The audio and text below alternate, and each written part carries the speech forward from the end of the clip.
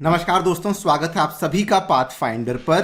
Russia के द्वारा एक बहुत ही बड़ा यू टर्न लिया गया है। पिछले साल की बात है, रशिया के द्वारा सखालिन 1 की जो ऑयल फील्ड है उस पूरे के पूरे प्रोजेक्ट को फोर्सिबली जब्त कर लिया गया था, जिसमें कि इंडिया का भी स्टेक था और उस फोर्सिबली जब्त करने की वजह से इंडिया को भी काफी नुकसान हुआ था। अब रशिया के द्वारा वापस से इंडिया को इनवाइट किया गया है कि आप आइए और उसी सखालिन के oil and gas field project में आकर के प्लीज निवेश कीजिए। आप लोग यहां पे देख पाएंगे, ये वाली खबर जो है ये जस्ट कल शाम को ही सामने आई है। Russia's Sakhalin invites India and China to tap the energy resources. तो ये पर्टिकुलरली जो रशिया के सखालिन का जो आइलैंड है उसके जो गवर्नर हैं उनके द्वारा कहा गया है कि मैं अर्ज करता हूं इंडिया और चाइना को कि वो यहां पर आएं और एनर्जी रिसोर्सेज वाले जितने भी हमारे प्रोजेक्ट्स हैं उसमें आकर के निवेश करें। बात करेंगे इस पूरी स्टोरी के बारे में एंड मोर इंपॉर्टेंटली डिस्कस करेंगे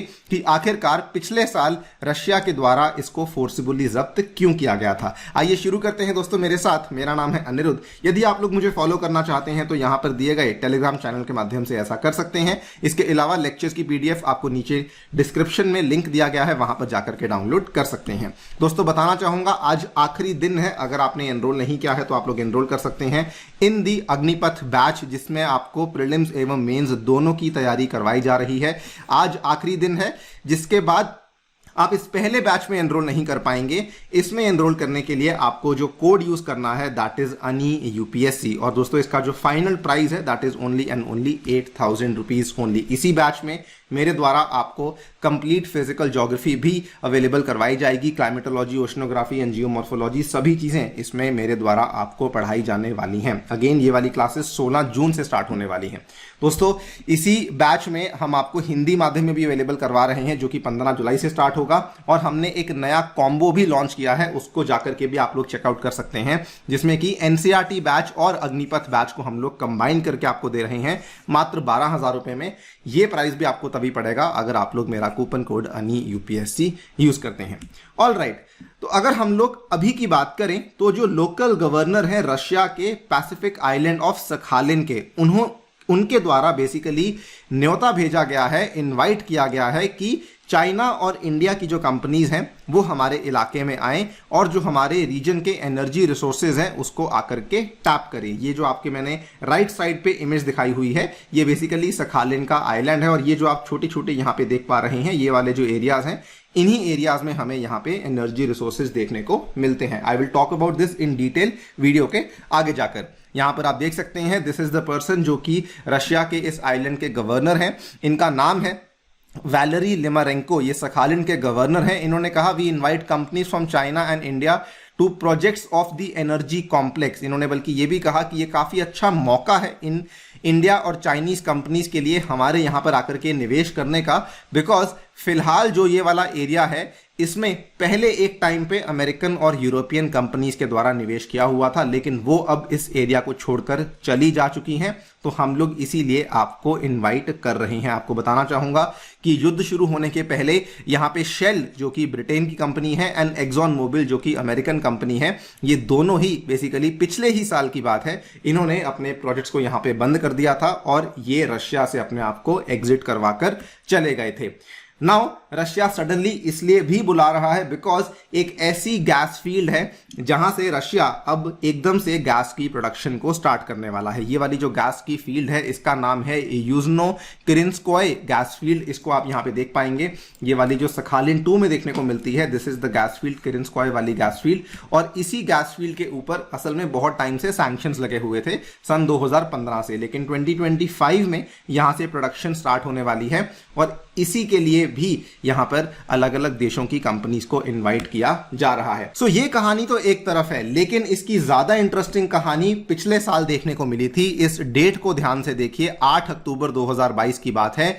Putin orders seizure of Exxon led Sakhalin 1 oil and gas project. यहां पर भी आप देख पाएंगे Putin orders Russia to seize Exxon led Sakhalin 1 oil and gas project. और ये वाला जो सीजर हुआ था पिछले साल 8 अक्टूबर को जब ये फोर्सिबली जब्त किया गया था, उसके टाइम पे जो यूएस के इन्वेस्टर्स थे, जो जापानीज इन्वेस्टर्स थे और जो इंडियन इन्वेस्टर्स थे, उन सभी को भारी नुकसान हुआ था। यहाँ पे दोस्तों जो सखालिन 1 का complete oil and gas project है, इसमें सबसे बड़ा शेयर जो है वो यूएसए का था, नंबर 2 पे जापान का था, नंबर 3 पे इंडिया का शेयर था और तीनों को ही काफी भारी नुकसान झेलना पड़ा था। इन्होंने बल्कि क्या किया था, पहले उसको फोर्सिबली जब्त कर लिया और इमीडिएटली उसके बाद इनके द्वारा एक नए ऑपरेटर को अनाउंस कर दिया गया था for the Sakhalin 1 energy project, जहां पर इंडिया के पास भी स्टेक था।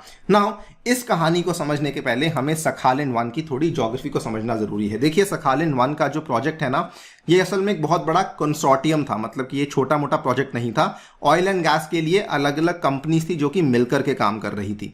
इसमें आपको कुल मिला के 3 फील्ड्स देखने को मिल जाती हैं। ये वाला जो आप इलाका देख पा रहे हैं, इसको बेसिकली ओखोत्स्क सी कहा जाता है। आपने अगर कभी मैप देखा होगा तो आपने आई एम श्योर इस चीज को नोटिस किया होगा। इसमें जो 3 फील्ड्स आती हैं, एक का नाम है चाइवो, दूसरे का नाम है ओदोप्तु एंड तीसरे का नाम है अर्कुतुन दागी। और ये तीनों की तीनों फील्ड्स आपको इसके राइट हैंड साइड में देखने को मिल जाती हैं। यहां से आपको और क्लियरली नजर आएगा, ये अगर हमारा भारत है तो यहां पर ये रशिया का मैप है दोस्तों, और ये रशिया के मैप में ये फार ईस्ट वाला एरिया आता है। फार ईस्ट वाले एरिया में दिस इज द आइलैंड, इसको मैं जूम इन करके दिखा देता हूं। दिस इज द आइलैंड जहां पर हम जिसको सखालिन आइलैंड बोलते हैं। ये जो लाल रंग का पिन आप देख पा रहे हैं, ये बेसिकली सखालिन का आइलैंड है और इसी आइलैंड पे ये सारा का सारा हमें निवेश देखने को मिला हुआ था। ये आइलैंड कोई छोटी मोटी बात नहीं है, it is a huge reserve of oil and gas. या अगर आप यहां पर देखेंगे तो ऑयल के जो रिजर्व्स हैं वो लगभग 2300 मिलियन बैरल्स के ऑयल रिजर्व्स देखने को मिलते हैं, और गैस की बात करूं तो 17,110 बिलियन क्यूबिक फीट की आपको गैस देखने को मिल जाती है। अगेन ये कोई छोटा नंबर नहीं है। और इसी Sakhalin 1 oil field and gas project को बेसिकली मैनेज और ऑपरेट किया जा रहा था by a company called as Exxon Neftegas Limited, जो कि एक्सॉन मोबिल की ही एक सब्सिडरी थी। और इसमें एक्सॉन मोबिल के पास अप्रोक्सीमेटली 30% स्टेक था। रशियन कंपनी रॉसनेफ्ट भी इसमें एक हिस्सेदार थी, और इसके अलावा इंडिया से ओएनजीसी विदेश था, और जापान की जानी मानी कंपनी सोडेको भी इसमें आपको एक हिस्सेदार के रूप में देखने को मिल रही थी। लेकिन क्या हुआ कि व्लादिमीर पुतिन के द्वारा आदेश दिया गया था, इनफैक्ट एक डिक्री पास करी गई थी, जिसके चलते इन्होंने एक सिंगल झटके में सखालिन 1 को टेक ओवर कर लिया था। Russian president Vladimir Putin has signed a decree installing a new operator for a massive international oil gas project in the Russia's far east. और इसी के चलते बहुत सारा जो निवेश था इंडिया, यूएसए और जापान का, इन तीनों का ही अफेक्ट हुआ था। नाउ ये चीज काफी क्लियर है कि यहां पर जो मेन निशाना था रशिया का वो अमेरिका था, लेकिन वो जो भी हुआ उसका इंपैक्ट कहीं ना कहीं इंडिया और इंडिया की कंपनीज के ऊपर भी हमें देखने को मिला था। नाउ ये आप देख सकते हैं कि it was definitely impacting US based Exxon, क्योंकि एक्सॉन का काफी बड़ा निवेश था, काफी पैसे भी यहां पे अटके हुए थे। लेकिन इसका जो इंपैक्ट था वो इंडिया की ओएनजीसी विदेश के ऊपर भी देखने को मिला हुआ था।